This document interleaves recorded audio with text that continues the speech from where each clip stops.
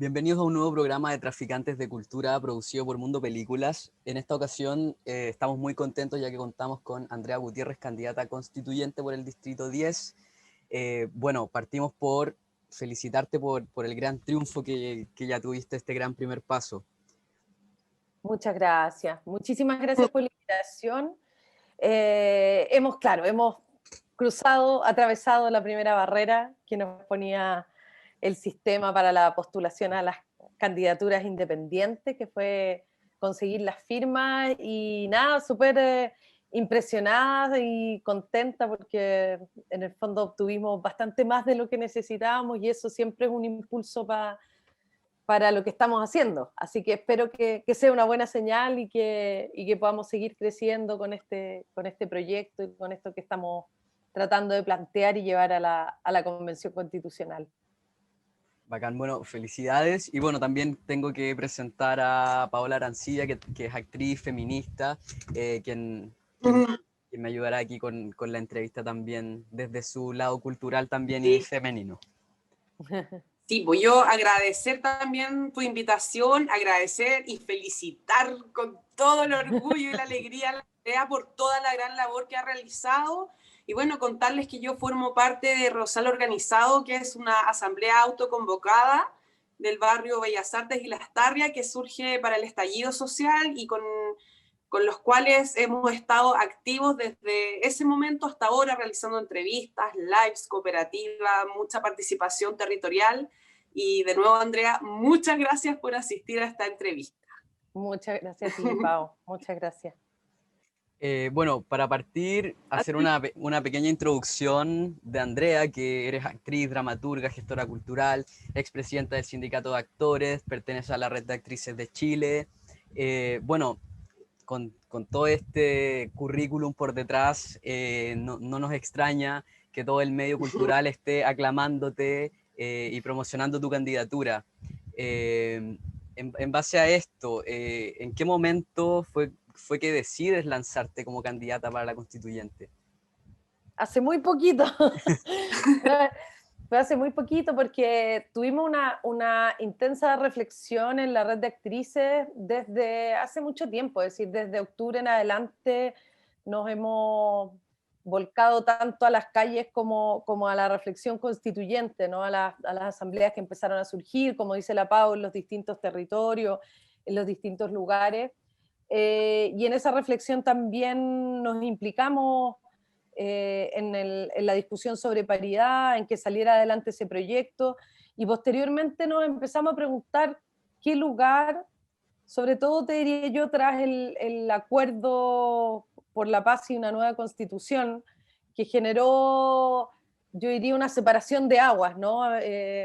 Gente que no estaba de acuerdo con el acuerdo, y que era nuestro caso, donde nos parecía que en realidad pasaba a llevar una serie de cosas que se habían levantado en la calle, una serie de demandas, una forma en realidad de participación diferente, no el control a través de los partidos políticos, y el tiempo nos empezó a dar la razón, porque para participar en el proceso constituyente había que derribar una serie de cercos que los partidos ya tenían muy amarrados para su participación en la Convención Constitucional, y ahí entre la duda de decir, bueno, lo intentamos, y la verdad es que nada nos resultaba muy coherente, no existía ninguna posibilidad de que estuviéramos en un cupo supuestamente independiente que ofrecían los partidos. Además, honestamente, a mí nadie me ofreció eso. Sí, se lo pueden haber ofrecido otras compañeras que son más conocidas, más famosas, pero en mi caso a mí incluso me dijeron podría ser alguien de las actrices, pero no podría ser tú porque no eres conocida. Entonces, obviamente ese camino lo rechazábamos de antemano. No había posibilidad vinculado, mucho menos a un partido político, más que eso, porque en el fondo la autonomía para la red de actrices es uno de sus valores más importantes. Y por otra parte, entonces no se veía cómo, hasta que recibimos una invitación, voy a cortar el ruidito que les metí ahí, perdón, hasta que recibimos una invitación de la actual lista que integramos, que es una lista que se llama de Movimientos Sociales Unidad Independiente, que la conformaban distintas organizaciones sociales que además admiramos muchísimo porque han sido centrales en los últimos años de levantamiento popular, ¿cierto? El No Más FP, la Coordinadora Feminista 8 de marzo, la Coordinadora Nacional de Inmigrantes, la Defensoría Popular de los Trabajadores y las Trabajadoras, Territorio Constituyente, es decir, eran un montón de orgánicas que admiramos muchísimo y donde nos hacía mucho sentido incorporarnos para también aportar la perspectiva cultural en esta discusión constitucional, donde si bien uno va evidentemente a tratar los distintos aspectos, uno también tiene que poner ciertos énfasis, ¿no? Y esos énfasis, esta era la posibilidad de hacerlo. Y eso pasó hace 17 días atrás, una cosa así, y dijimos sí, vamos, y nos implicamos con todo a juntar las firmas que había que juntar, que eran 1000, era un desafío súper grande, y bueno, ayer ya podemos decir que juntamos 4700 y tantas firmas, y lo que nos hace como tremendamente felices, porque como dices tú, tuvimos a gran parte del sector cultural reaccionó súper bien a esta propuesta, gente con la que además he tenido la suerte y la fortuna de trabajar por muchos años, y esto se materializó, creo que tenía sentido, como que se notó que tenía sentido abordar este desafío.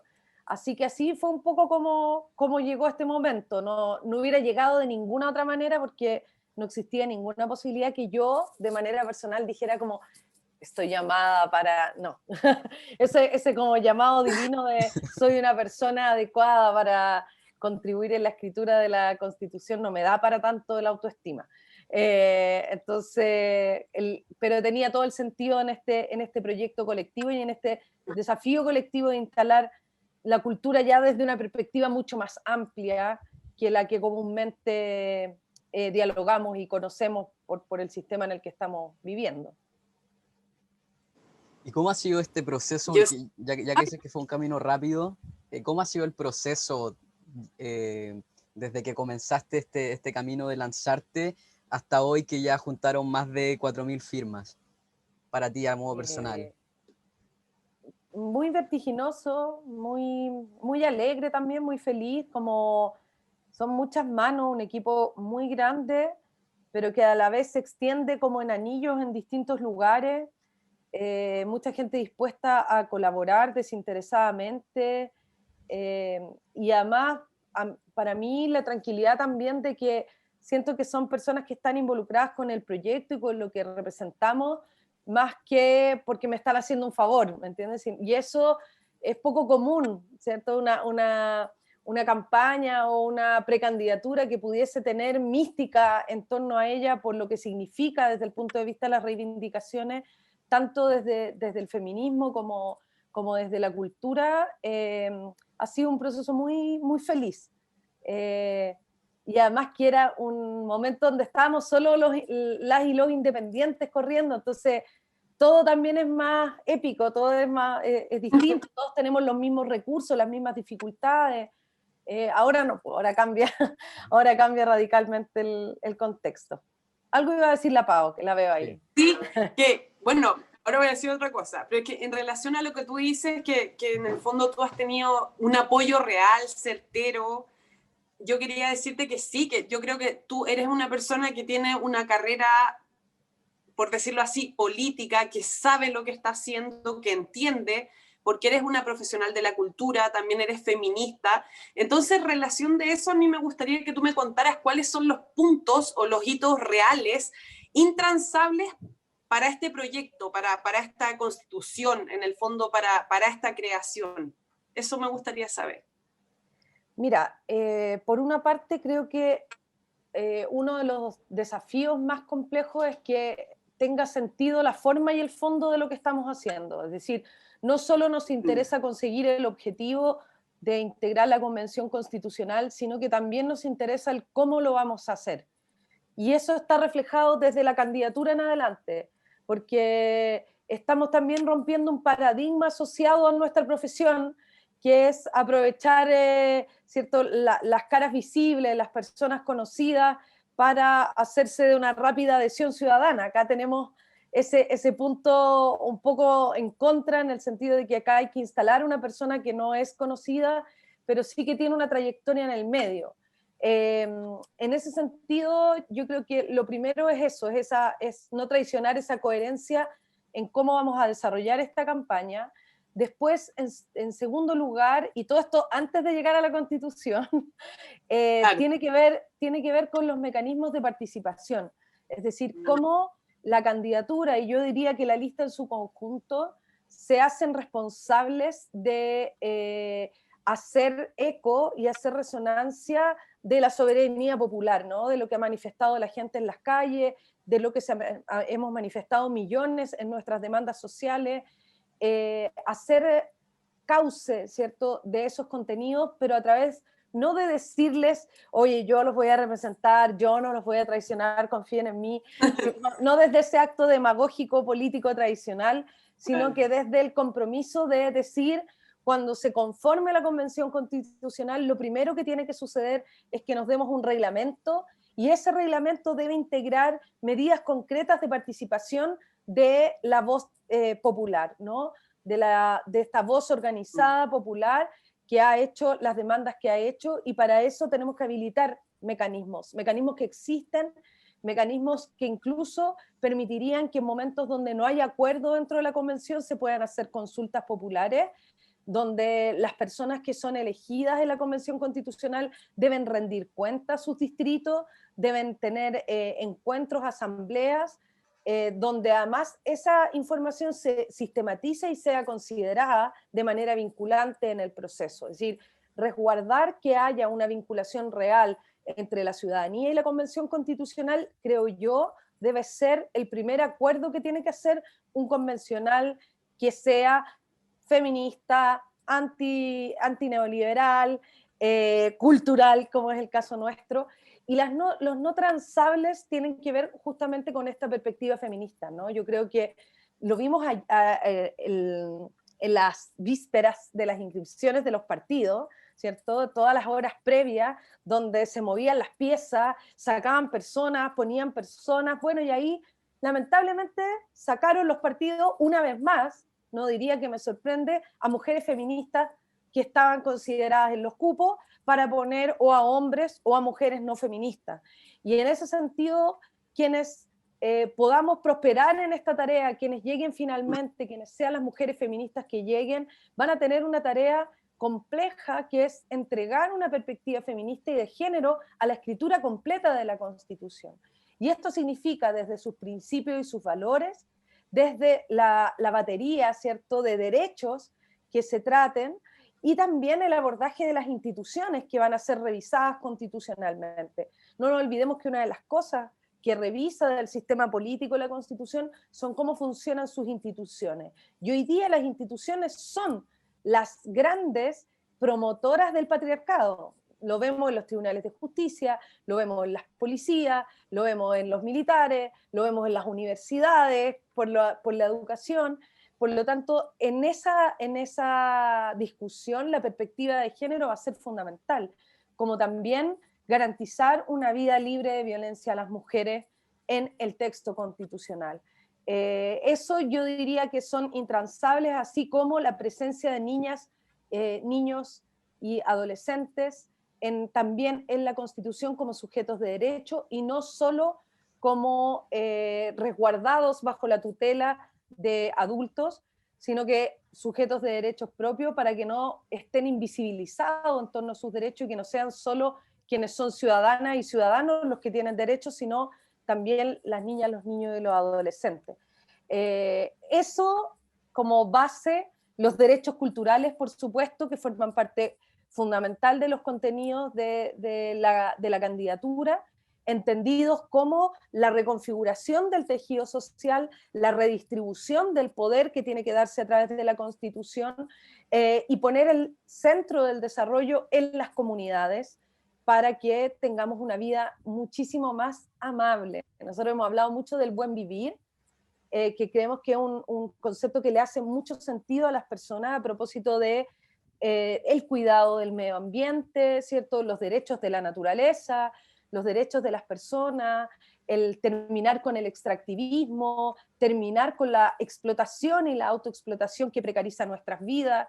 Esta calidad de vida tan deteriorada que tenemos tiene que ser central en esta discusión. Yo diría que ahí van fundamentalmente los énfasis que hasta el momento hemos desarrollado. A mí me interesa ver si, bueno, me imagino que sí, pero me soplan una pregunta desde un colectivo. ¿Qué pasa con las disidencias? ¿Cómo se incluyen? ¿Cómo se protegen? Y sobre todo, ¿cómo se validan? Sí. Eso me gustaría saber. Es decir, en ese sentido la perspectiva también feminista es fundamental, porque quienes defendemos el feminismo interseccional, las disidencias y las mujeres forman parte de esta incorporación de todos aquellos y aquellas y aquellas que han sido excluidos, ¿no? Y dentro de la reconfiguración cultural que promovemos, digamos, a partir de la visibilización de los derechos culturales, es decir, la Constitución, es decir, para entender cómo desde la base, ¿no? La Constitución es un documento cultural que va a redistribuir, que va a reorganizar el poder en la sociedad. Y esa reorganización de poder, que hoy la tenemos exacerbada por el sistema neoliberal, por el defensor del sistema neoliberal, que es el sistema subsidiario, y que hace que sean un puñado de personas quienes resultan privilegiados por este sistema, y seamos demasiadas quienes estamos fuera y quienes somos excluidos de esa protección. La idea principal es, en esta reorganización de poder, incluir a quienes han estado excluidos, excluidas. En ese sentido, las disidencias, las mujeres, que aunque seamos la mitad de la sociedad, hemos vivido en marginalidad y atravesadas por violencias, tanto las disidencias como las mujeres, los pueblos originarios, ¿cierto? El pueblo tribal afrodescendiente, las comunidades migrantes, son todos hoy día, todos excluidos del mapa social y puestos en situación de subordinación, pero además, sobre todo, en peligro de violencia. Por lo tanto, toda protección a estos grupos especialmente vulnerados, especialmente vulnerables, debe ser resguardar su protección con una perspectiva no solo feminista, Pau, sino que también de derechos humanos. Porque los derechos humanos, y por eso nosotros hablamos siempre y recordamos siempre que los derechos culturales son derechos humanos, porque los derechos humanos se ejercitan finalmente a través de nuestra vida cultural. ¿Ya? Hablamos generalmente de los derechos humanos cuando se violan, pero no pensamos que diariamente tenemos la posibilidad de ejercer nuestros derechos humanos a través de la participación cultural, a través de la interacción comunitaria. Pero resulta que para algunos esa intersección, ese espacio de interacción comunitaria no existe. Le está prohibido o está atravesado por violencias que les discriminan. Y en ese sentido, tanto disidencias como cualquier otro grupo que hoy se sienta marginado, vulnerado y desintegrado de esta sociedad, debe ser incorporado. Y debemos trabajar bajo una lógica de integración y diversidad. Esos ejes son fundamentales para entender los valores también de la Constitución. Es decir, integrar y diversificar, porque la vida cultural, cuando tú te encuentras en tu comunidad, con tus vecinos, tú te das cuenta que ahí uno empieza a integrar las diferencias, ahí uno empieza a entenderse. Si no tenemos esta vida, si no tenemos este derecho colectivo, lamentablemente, ¿cierto?, nos individualizamos y empezamos a volvernos también intolerantes de las otras realidades. Por eso es tan importante esta recuperación y por eso es tan importante garantizarla constitucionalmente, porque como los derechos culturales no están en la Constitución actual, no los pedimos, no los demandamos, porque no estamos en relación con ellos. Respecto a eso mismo, bueno, cabe destacar que la cultura debería ser integrada como una necesidad básica. Respecto a lo que tú hablas y mencionas, dentro de esta pandemia también nos hemos dado cuenta que algo que siempre se ha hecho como una crítica como mala onda que surge de cierto punto y que se habla de que, no sé, de que el cine chileno es malo, y ese tipo de cosas, y siento que una de las cosas positivas que se han dado con la pandemia es que la gente tuvo más acceso a la cultura de cierta forma. Igual tampoco, respecto a lo mismo que dices tú, Andrea, podemos hablarlo de como a modo general, porque no sé, por ejemplo, yo conversando con Gabriela Sandoval, que trabaja en Sanfic, que genera varios festivales, me cuenta que las entradas de Sanfic se agotaban así, en un instante, para comunas y sectores donde ellos ni siquiera sabían que tenían llegada. Entonces, en base a esto, nos hemos dado cuenta que efectivamente el público chileno sí está hambriento y tiene hambre de consumir series, películas. Hemos visto lo que pasó con el éxito de Pacto de Fuga, con las series que han salido en Amazon. Y finalmente nos dimos cuenta que la gente sí lo quería. Aún así parece que los únicos que nos damos cuenta somos nosotros, la gente, pero el gobierno en realidad no reacciona y finalmente terminan cortándole las piernas a la cultura todo el rato, todo el tiempo. Es lo mismo, si podís ir a meterte a un mall, podís subirte a un avión, un lugar como un cine o un teatro, donde efectivamente sí pueden contabilizar a la gente que está dentro. Vi fotos, asistí también a algunos eventos donde eran, si ibas acompañado tenías 2 asientos, los tres que seguían estaban desocupados, para el otro lado habían 2 desocupados, entonces efectivamente hay cosas que sí se pueden hacer por la cultura, pero parece que están constantemente cortando las piernas y tirando cosas para que no funcione, con lo poco con lo poco que le entregan a la cultura, además están constantemente atacándola.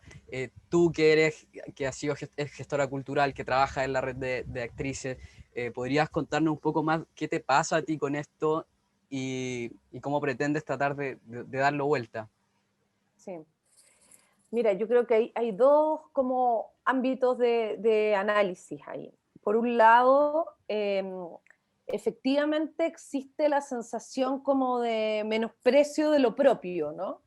Pero ese menosprecio de lo propio no es un voluntarismo, no es que la gente voluntariamente, sino que también tiene que ver con los canales de información, con cuánto acceso tenemos, y ahí hay un aspecto de los derechos culturales que es bien interesante, que es el derecho al acceso a la cultura, ¿no?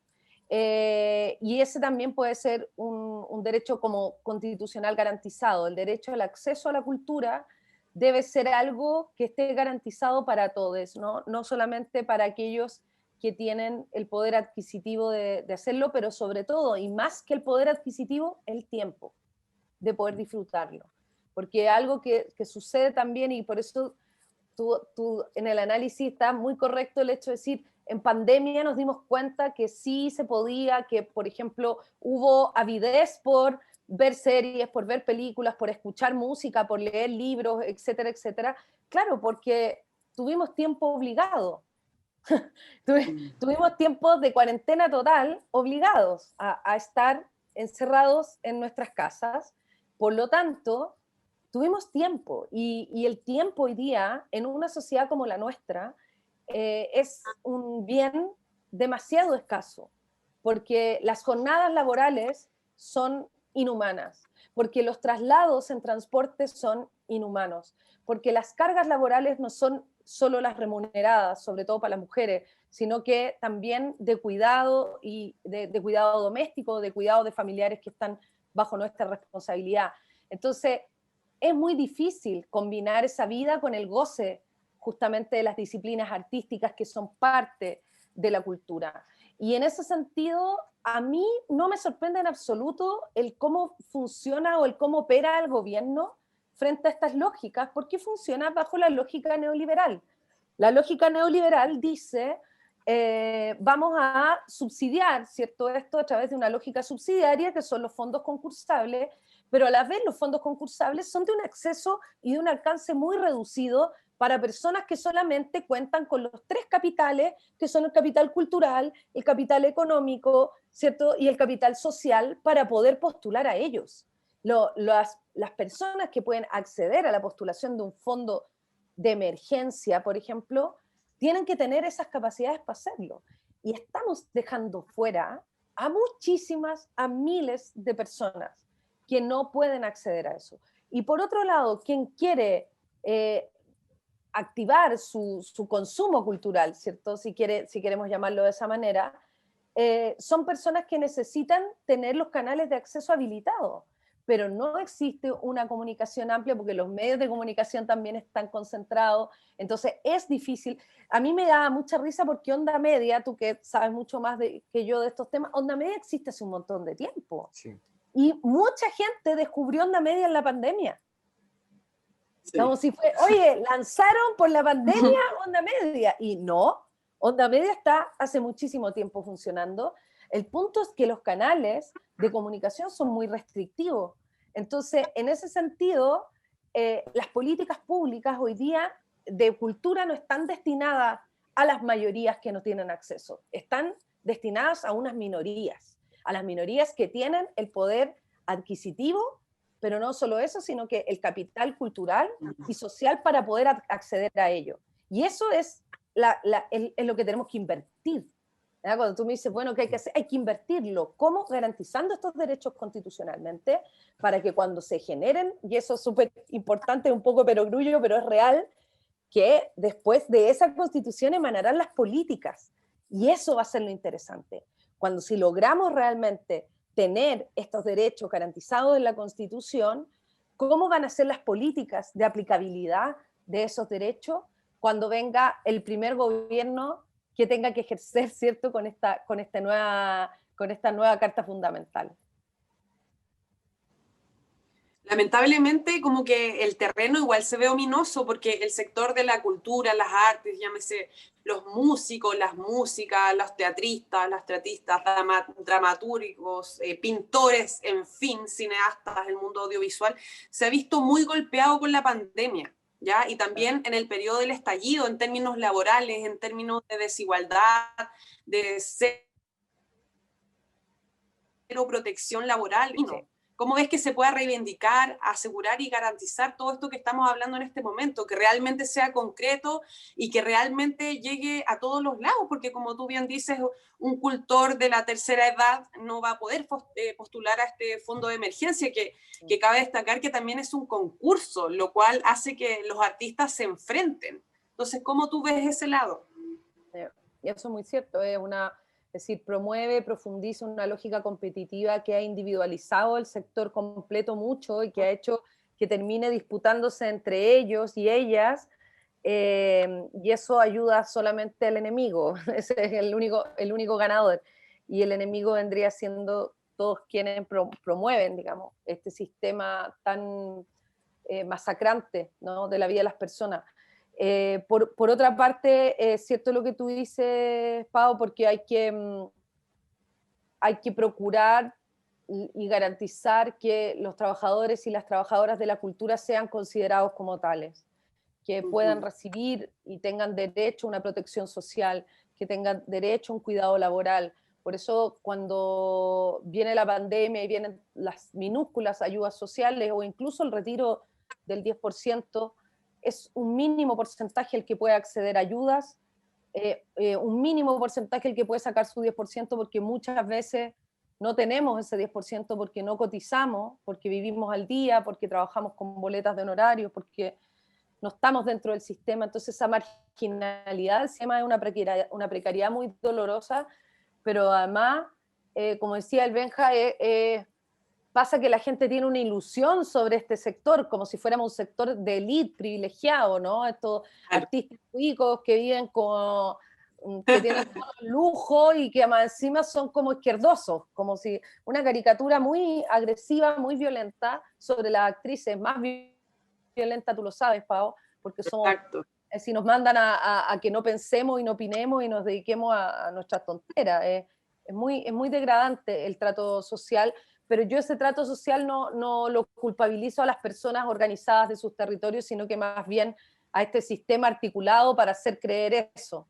Creo que, por un lado, como te decía, hay que garantizar esta situación laboral inexplicable y ambigua, y en ese sentido jugársela mucho por la recuperación de los derechos colectivos de las y los trabajadores, en ese sentido, y que nuestra categoría de trabajadoras y trabajadores sea considerada bajo las distintas categorías que vengan. Eso va a ser importante en la Constitución y después, cuando esté garantizado ese derecho, va a ser muy importante en las políticas que se apliquen para que nunca más queden les artistas fuera de las protecciones sociales que el Estado debe procurar. Y por otra parte, pucha, no quiero hacerme la tonta con lo que tú dices, que el otro día veía cifras muy dolorosas de la cantidad de gente de nuestro sector, de nuestros compañeros que van a abandonar para siempre la actividad después de la pandemia. Que la recuperación económica o la crisis económica que han vivido al perder sus empleos, sus fuentes laborales, los han hecho dedicarse a otras actividades y eso va a significar que difícilmente vuelvan a la actividad artística porque van a emprender otros caminos y porque este golpe de inestabilidad fue muy duro. Y eso es aún más profundo en las mujeres, que son las primeras en abandonar la actividad artística por las labores de cuidado a las que generalmente se les asume como responsables. Entonces, creo que es importante no engañarnos con esta esperanza que podemos tener. Es el único camino que tenemos para cambiar las cosas, el camino que estamos tomando. No es el mejor, es súper ripioso y pedregoso, como tú dices, es súper complejo, es súper contracorriente y contracultural, porque además vamos a enfrentar maquinarias con presupuesto, campañas, con toda la infraestructura, ¿cierto? Y bajo mucha precariedad y mucha pobreza, pero mucha creatividad que son las nuestras. Así que hay que ser realista, hay que caminar con los dolores a cuestas, pero es la manera que tenemos para cambiarlo, entendiendo que estamos en un escenario de urgencia hoy. Es decir, que hoy día debiesen asistirse con soluciones concretas y con protección concreta a un sector que está en la, sin duda, peor crisis de toda su historia, cuando ya desde antes vivía en crisis. Entonces, creo que no hay que olvidar esa hoja de ruta, ¿no? No hay que olvidar que ese es nuestro espacio. Yo siempre he sido muy defensora de saber desde dónde uno viene y desde dónde uno está hablando, independiente de que tú te preocupes, ¿cierto?, de un amplio espectro de problemáticas sociales, es muy bueno tener identidad para parar. Si la identidad nuestra es esta, es la de la marginación social, es la de personas que no podemos acceder a una vivienda porque nadie nos da un crédito, a personas que no podemos acceder a una cuenta corriente porque nadie nos abre una. Esa es nuestra realidad, esa es mi realidad, es tu realidad. Somos absolutamente marginales de la realidad formal y eso también queremos combatirlo. Es decir, no podemos olvidar desde dónde venimos, ¿no? Y cuál es la realidad que nos ha tocado y que nos ha golpeado, y esa experiencia también ponerla al servicio de esta discusión social, donde estas cosas muchas veces pasan invisibilizadas, porque hay grandes demandas que de repente consignan una enorme como acuerdo, pero estamos hablando desde las marginalidades, estamos hablando desde las mujeres, desde las disidencias, estamos hablando desde los artistas también. Es decir, si tenemos que ver, esta es una interseccionalidad de las mujeres. Claro, en el fondo. Claro, ay, se me adelantó. Ahí sí. Como que me quedaste pegada, pero en el fondo eso es la reivindicación de todos estos lugares y también la visibilización, porque aunque sea doloroso lo que está ocurriendo, se debe mostrar. ¿Para qué? También para educar, por lo mismo que tú dices, por esa mirada de caricatura de los artistas. Exacto. Pero bueno, ahora llevándote a algo ya un poquito más positivo, mirando para el lado, nuestras compañeras, la marea verde. No sé, ¿qué puntos se tienen que cumplir acá en nuestro país para que algo así ocurra? ¿Cómo lo ves tú? ¿Lo ves cercano para que podamos obtener la ley de aborto que tanto esperamos, que tanto anhelamos como mujeres libres? Sí, bueno, fue un golpe de energía para el continente, yo creo, sí. ¿No? Como es posible, porque pasa que después de tantas negativas uno empieza a ver que esto es demasiado cuesta arriba y que es demasiado difícil, y ellas demostraron insistentemente, porque esto no fue una cosa de un día y un golpe de suerte, esto fue un trabajo sistemático de muchísimos años, de muchísimos colectivos feministas, y yo creo que primero ahora se está discutiendo la despenalización, ¿no? Se va a entrar en estos días, se va a generar una discusión que me parece muy bien que se genere, porque estamos en el momento para poder hacerlo, para poder romper algunas barreras, pero tenemos un conservadurismo en Chile que insiste en sumar a la ideología y a la religión en las conversaciones que son de política pública, lo que genera una enorme confusión. Pero yo tengo también la sensación y la tranquilidad de que hoy día es imposible no activar la escucha del movimiento social. Hoy día es imposible, lo vimos para el 10% del FP, lo vimos incluso en casos de violencia como el de Pradena, es decir, hemos visto que la activación social hoy día es imposible ignorarla. ¿Por qué? Porque está el antecedente de octubre. Por lo tanto, ya no pueden ignorar ese clamor. Por lo tanto, entiendo que esta conversación de despenalización ya se va generando en otro escenario, porque la primera tarea que es esta despenalización es quitarle a la mujer la categoría de delinquir, en el fondo, cuando toma una decisión sobre lo que va a pasar con un posible o no posible embarazo. Pero por otro lado está el texto constitucional también, es decir, la soberanía sobre nuestros cuerpos, el derecho a decidir de las mujeres, la protección de la vida de las mujeres en este sentido. Y creo que ahí hay que tomar algunos como tips para esta conversación y o algunos aspectos de esta conversación, y el primero de esos es no ideologizar la conversación, hablar de la política pública a partir de las realidades, es decir, los abortos ocurren, no es que vamos a despenalizar algo que no ocurre, no es que estamos buscando que se haga una política pública de algo que no, es algo que sucede y que sucede y se lleva a mujeres, las mata, corren el riesgo. Entonces, estamos pidiendo, ¿cierto?, que se legisle en torno a algo que ocurre y que pone en riesgo la vida de las mujeres. El punto es que hoy, en el texto constitucional actual, la vida de las mujeres no tiene ninguna relevancia especial, no tiene ninguna notoriedad especial. La reforma que incluye como sujetos de derechos a hombres y a mujeres es reciente. Entonces, la mujer aparece en la Constitución hace muy poquito, y como sujeta de derechos, considerando la desigualdad y el lugar que se le ha hecho ocupar a lo largo de la historia, no existe. No existe la perspectiva de que las mujeres han sido vulneradas en sus derechos. Entonces, yo creo que sostener esta conversación, es decir, es muy interesante lo que va a pasar en el Congreso, porque va a activar una conversación constitucional. ¿Cachai?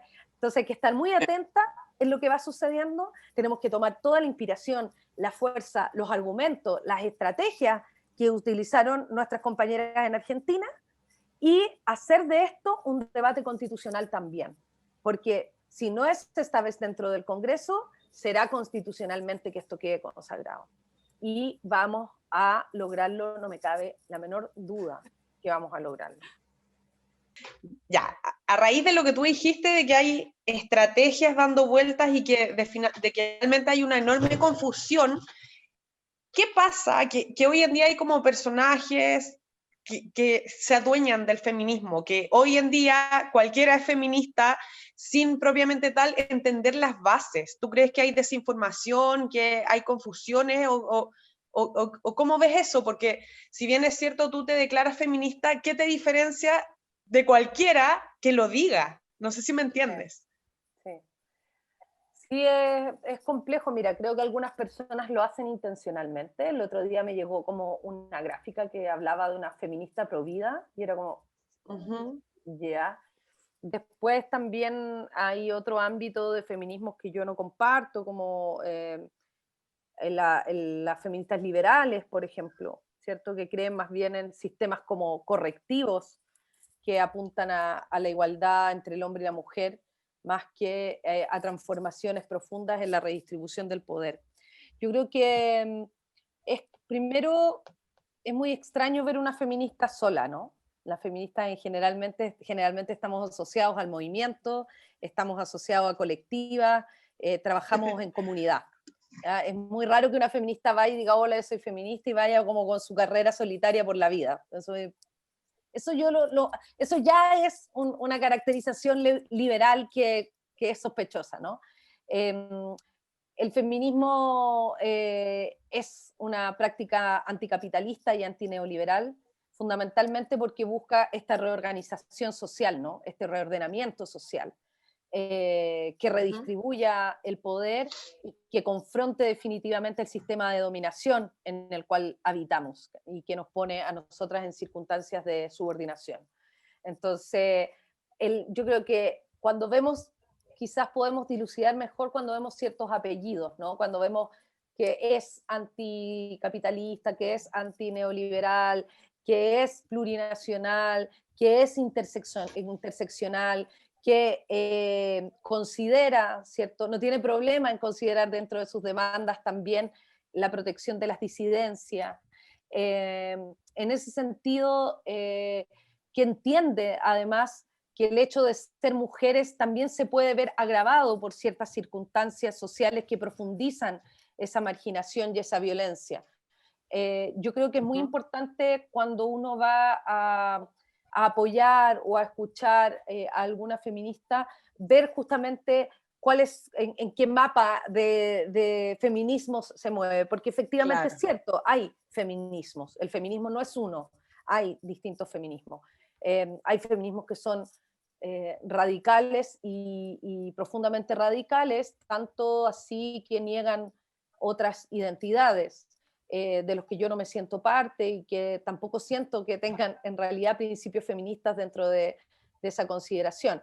Pero hay un universo vasto, hay que avanzar con este universo vasto, lo hemos hecho durante muchos años, pero también yo invito también a las personas a mirar las trayectorias, a mirar los lugares de trabajo, cuáles son los espacios de trabajo, porque además tú lo sabes bien, adentro de las organizaciones feministas se trabaja distinto, se trabaja bajo los principios de la horizontalidad, no de la jerarquía patriarcal, se trabaja en red, se trabaja en colaboración, se trabaja bajo una lógica cooperativa, se promueven principios de economía más bien circular, ¿cierto? De cuidado al medio ambiente, de respeto a la naturaleza, es decir, hay una serie de principios que tienen que ver con el feminismo y que uno puede ver fácilmente en la biografía de las personas si eso tiene resonancia o eco en su realidad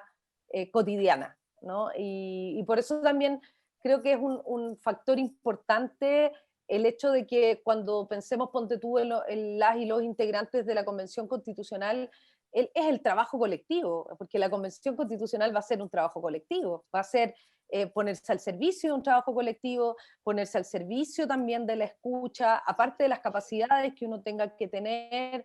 Yo en mi caso, de verdad se los digo, claro, esta experiencia como en el mundo sindical, en el mundo de las organizaciones, en el mundo de la cultura, pero también si yo no hubiese tenido una preparación en el mundo de las ciencias políticas con un magíster de gobierno y sociedad, quizás yo no me atrevería a aventurarme así propiamente tal. De repente son muchos elementos que convergen y que hacen que uno tenga la tranquilidad de que puede participar en un proceso que es áspero, que es difícil. Esto no va a ser ir a conversar con los primos, ¿me entiendes?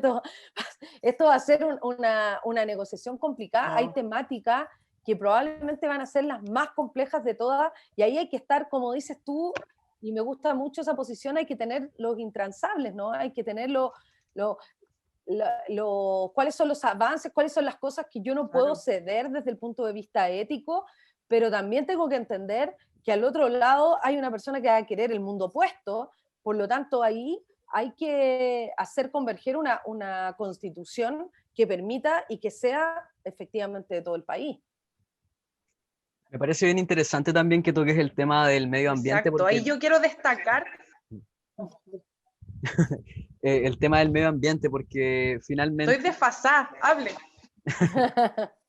Porque no son muchos los que tocan este tema, y finalmente yo desde mi posición, yo soy vegano, entonces a mí yo tengo como bastante conocimiento sobre el tema. Entonces si vamos a trabajar por un futuro mejor, por un futuro a nivel país, me parece súper interesante que tengamos un país donde trabajar, ¿cachai? Porque finalmente si se están explotando los ríos, sobreexplotando los mares, matando animales, acabando el agua, matando animales a destajo, acabando con el agua, quitándonos ese bien y explotando, finalmente si agarramos un libro básico sobre el cambio climático, nos damos cuenta que no tenemos una esperanza de más de 50 años, entonces me parece súper relevante que se toque esa temática porque finalmente estamos trabajando, la gente quiere una nueva constitución en pro de un futuro mejor, pero es súper importante que se plantee, y te felicito por eso, el tema medioambiental, porque no sacamos nada con tener una nueva constitución si no tenemos un futuro, en verdad. Exacto, si no tenemos dónde Claro, construirla, dónde exacto. aplicarla. Y yo creo que eso, Benja, va a ser uno de los temas más complejos, ¿ah? Sí, Yo completamente.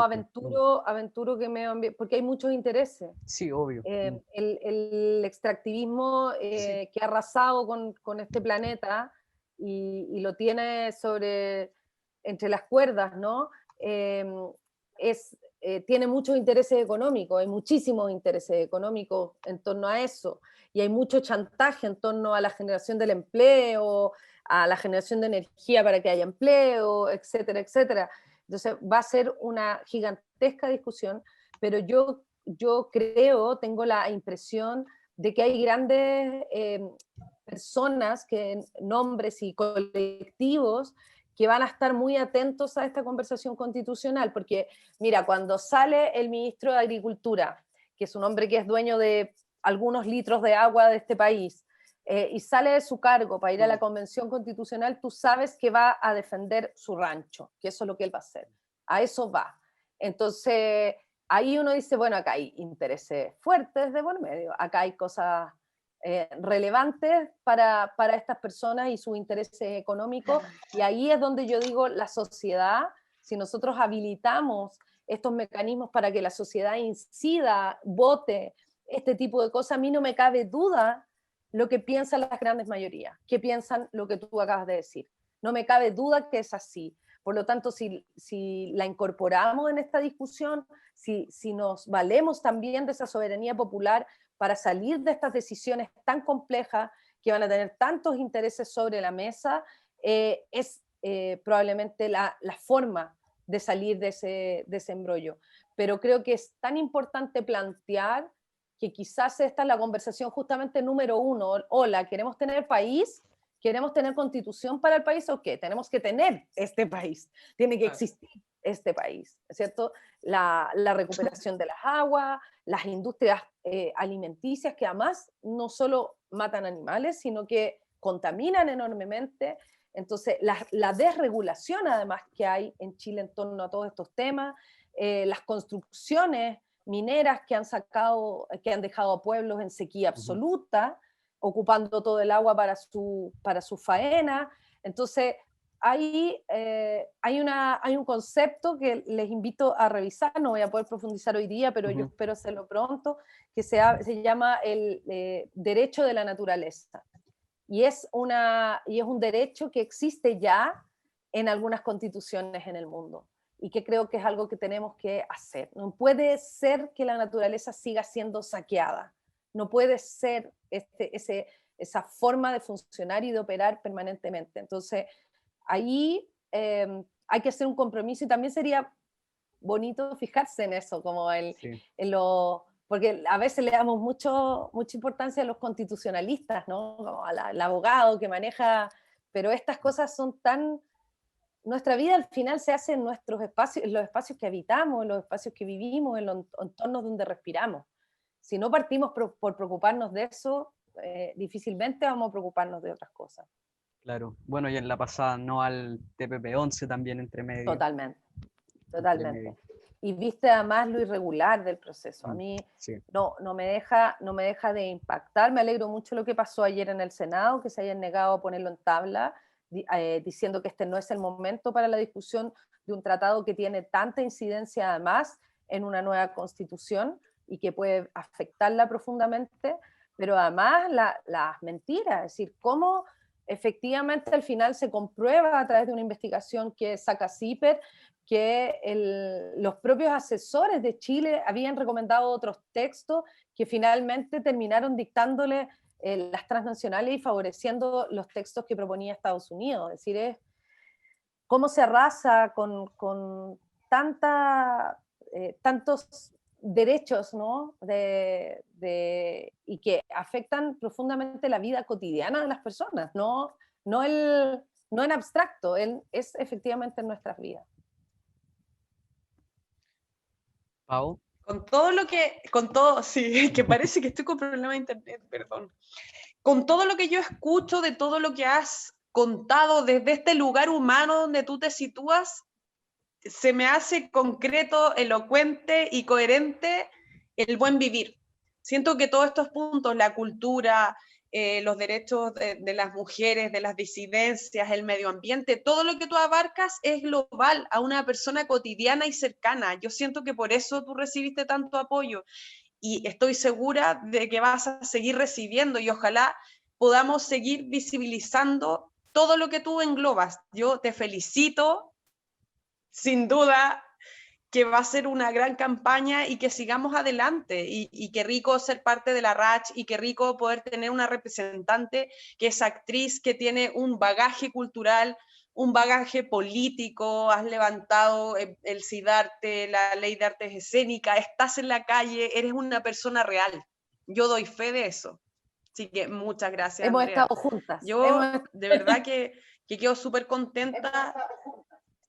Hemos estado juntas, por eso ya es rico, que es una persona real, cercana, que a veces, como tú dices, de repente la política aleja, incluso los partidos políticos. Hoy en día, no sé, la lucha está en la calle, la resistencia, la contracultura también, si se quiere. Entonces, a mí, más que nada, tu discurso se me hace cercano. Creo que quienes tenemos que escribir esta nueva constitución somos personas de carne y hueso, la normalidad, la cotidianidad, la calle. Eso. Muchas gracias. Oye, yo también, bueno, después de lo del cambio climático y lo de la naturaleza, yo me confieso que ahora te amo. Oye, para cerrar, bueno, queremos agradecerte tu tiempo de conversar con nosotros, responder nuestras dudas, estamos traspasando lo de la gente también. Antes de despedirte, Sí. también te queremos dejar el micrófono abierto por si quieres decir cualquier cosa. Y antes, también Un Mundo Películas, Traficantes de Cultura, cuentas con todo nuestro apoyo para seguir aportando en tu campaña y visibilizándote y el gran trabajo que quieres hacer y representarnos a todos nosotros al final. Eso, muchas gracias.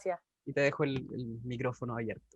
No, muchas gracias, un honor ya las palabras de ustedes dos. Es fascinante tener, yo sé que de repente no se ve así, pero es fascinante tener la posibilidad de transmitir tantas conversaciones que han sucedido a lo largo del tiempo, a lo largo de los años.